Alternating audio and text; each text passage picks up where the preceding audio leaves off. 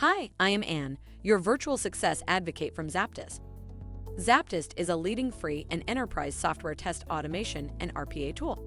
To use the ZAPTEST free edition, check out our website, ZAPTEST.AI. Smoke testing, sanity testing, and regression testing are types of software testing that can help developers and testers to identify errors in code at an early stage of development.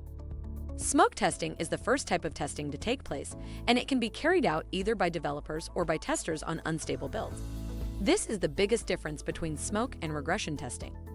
Sanity testing takes place next, with full regression taking place if both of these first tests pass. All three types of tests are essential to ensure that development teams and QA teams don't waste time and resources on software builds with show-stopping bugs that could cause major delays if they're only found later on in development. If by now you have any inquiries or are considering learning more about ZAPTEST, drop a message on the website at the red widget, and we would be pleased to help you along the way. Make sure to comment and share this video with your peers and colleagues. By seeing your interest, we'd be making more videos like this, making hard topics easily digestible. Thank you for watching. Make sure to read the article linked in the description.